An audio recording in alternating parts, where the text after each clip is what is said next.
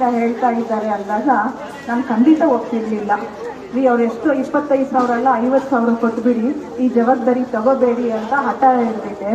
ಆದರೆ ಇವತ್ತಿನ ದಿನ ಈ ಮಕ್ಕಳೆಲ್ಲ ಬಂದು ನನ್ನ ಶಾಲಾ ಮೈದಾನದಲ್ಲಿ ಶಾಲೆಯೊಳಗೆ ಆಟ ಆಡಿ ನಮ್ಮ ಶಾಲೆಯನ್ನು ಪಾವನ ಮಾಡಿದ್ದೀರಿ. ತಮ್ಮೆಲ್ಲರಿಗೂ ನಾನು ಹೃತ್ಪೂರ್ವಕವಾದ ಅಭಿನಂದನೆಗಳನ್ನ ಸಲ್ಲಿಸ್ತಾ ಇದ್ದೇನೆ. ಯಾರ್ಯಾರು ಗೆದ್ದಿದ್ದೀರಲ್ಲ ಅದು ನಿಮ್ಮ ಪರಿಶ್ರಮದ ಫಲ, ನೀವು ಅದನ್ನು ಸಂಭ್ರಮಿಸಿ. ಯಾರ್ಯಾರು ಪರಿಶ್ರಮ ಹಾಕಿ ಸೋತಿದ್ದೀರಲ್ಲ ಅದು ಕಾಲದ ಉತ್ತರ, ಅದಕ್ಕೆ ಮರ್ಯಾದೆ ಕೊಟ್ಟು ನೀವೆಲ್ಲವುದನ್ನು ಒಪ್ಕೊಳ್ಳಿ. ಯಾಕಂದರೆ ಸೋಲು ಗೆಲುವು ಸಹಜ. ನನಗೆ ಒಂದೇ ಒಂದು ಆಸೆ ಇರೋದು ಏನು ಅಂದರೆ, ನೀವೆಲ್ಲ ನಿಮ್ಮ ಶಾಲೆಯ ಬಾವುಟಗಳನ್ನ ಇಟ್ಕೊಂಡು ಸಂಭ್ರಮಾಚರಣೆ ಮಾಡಿದ್ರಲ್ವಾ, ಇದೇ ಮಕ್ಕಳು ಕರ್ನಾಟಕ ಮಾತೆಯ ಧ್ವಜವನ್ನ ಹಿಡ್ಕೊಂಡು ಕರ್ನಾಟಕವನ್ನ ಪ್ರತಿನಿಧಿಸುವಂತಹ ಆಟಗಾರರಾಗಿ ಆ ಸಂಭ್ರಮಾಚರಣೆಯನ್ನು ನೀವೆಲ್ಲರೂ ಮಾಡಬೇಕು. ಅದು ಖಂಡಿತ ನಿಮ್ಮಿಂದ ಸಾಧ್ಯ ಇದೆ. ನಾನೀಗ ನೋಡ್ತಾ ಇದ್ದೀನಿ, ನಾನು ಉದ್ಘಾಟನೆ ಮಾಡೋ ಟೈಮಲ್ಲೇ ಹೇಳಿದ್ದೆ, ಖಾಸಗಿ ಶಾಲೆಗಳ ಮಕ್ಕಳಿಗೆ ಕಂಪೇರ್ ಮಾಡಿದ್ರೆ ಸರ್ಕಾರಿ ಶಾಲೆಯಲ್ಲಿರುವಂಥ ಮಕ್ಕಳ ತಾಕತ್ತು ಕಂಪ್ಯಾರಿಸನೇ ಮಾಡೋ ಹಾಗಿಲ್ಲ, ಅಷ್ಟು ಮಟ್ಟಿಗೆ ಸ್ಟ್ರಾಂಗ್ ಆಗಿದ್ದೀವಿ ಅಂತ. ಈಗ ನಾನು ವಿಜೇತ ಪಟ್ಟಿಗಳನ್ನ ನೋಡ್ತಾ ಇದ್ರೆ 75% ಎಲ್ಲ ಆಟಗಳಲ್ಲಿ ಗೆದ್ದಿರೋರು ನಮ್ಮ ಸರ್ಕಾರಿ ಶಾಲೆ ಮಕ್ಕಳೇ. ಅದ್ರ ಹೆಸರು ನನಗಿದೆ.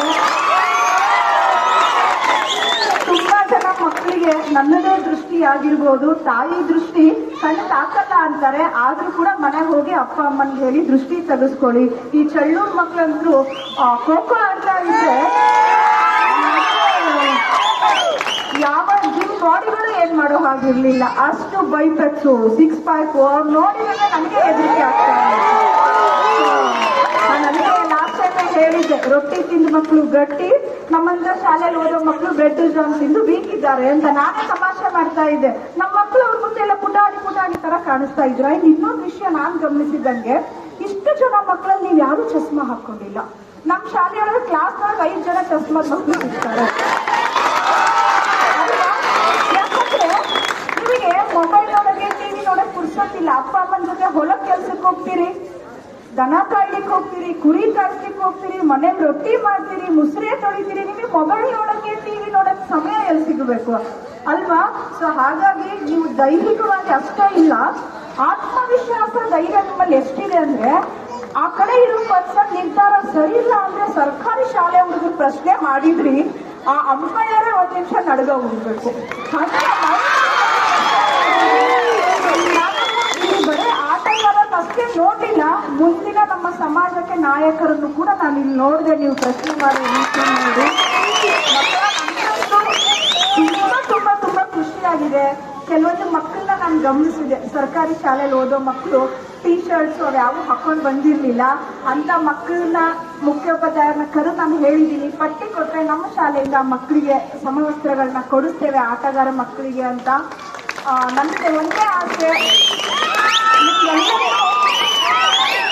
ಪ್ರೀತಿಯಿಂದ ಗೌರವದಿಂದ ಸಲಹುವ ಸೇವೆ ಮಾಡುವ ಶಕ್ತಿ ಭಗವಂತ ನನಗೆ ನಮ್ಮ ಶಾಲೆಗೆ 100 ಪಟ್ಟು ಕೊಡ್ಲಿ ಅಂತ ನೀವು ಆಶೀರ್ವಾದ ಮಾಡಿ ಹೋದ್ರೆ ನಾವು ಈ ಶಾಲೆಯೊಳಗೆ ಆ ಆಟಗಳನ್ನ ಆಯೋಜನೆ ಮಾಡ್ಕೊಂಡಿದ್ದಕ್ಕೂ ಸಾರ್ಥಕ ಆಗುತ್ತೆ. ಇನ್ನು ಇದೆಲ್ಲ ನೀವು ಶಾಲೆಯಲ್ಲಿ ಹೇಗೆ ತಯಾರಿ ಮಾಡ್ಕೊಂಡಿದ್ದೀರಲ್ಲ, ಅದೇ ರೀತಿ ಒಂದು ಶಾಲೆಯೊಳಗೆ ಆಟ ನಡೆಸಬೇಕಾಗಿತ್ತು ಅಂದ್ರೆ ತೆರೆಯ ಹಿಂದೆ ತಯಾರಿನೂ ಹಾಗೆ ಇತ್ತು. ಎಷ್ಟು ಸಾಲು ಮೀಟಿಂಗ್ಗಳನ್ನ ಮಾಡಿದ್ದಾರೆ. ಇಲ್ಲಿರುವಂತ ರವಿನಾಯಕ್ ಸರ್ ಆಗಿರ್ಬೋದು, ಚಂದ್ರಕಲಾ ಮೇಡಮ್ ಅಂತ ನನಗೆ PT ಟೀಚರ್ ಒಬ್ರು ಸರ್, ಇವರೆಲ್ಲ ನನ್ನ PT ಸರ್ ಆಗಿರೋರು ನನ್ನ ಶಾಲೆಯೊಳಗೆ. ಇವತ್ತು ಅವರ ಮಾರ್ಗದರ್ಶನದೊಳಗೆ, ಈ ಎಲ್ಲ ಶಿಕ್ಷಕರ ಮಾರ್ಗದರ್ಶನದೊಳಗೆ ನಾವು ಶಾಲೆಯಲ್ಲಿ ಆಯೋಜನೆ ಮಾಡಿದ್ದೀವಿ. ದಣಿದ ಅವರಿಗೂ ಕೂಡ, ದಣಿಸಿದ ನಿಮಗೂ ಕೂಡ, ಬಿಕಾಸ್ ಅವ್ರನ್ನ ನಡೆಸ್ಬಿಟ್ರಿ ನೀವೆಲ್ಲರೂ ಪ್ರಶ್ನೆ ಮಾಡಿ ಮಾಡಿ ಮಾಡಿ ಮಾಡಿ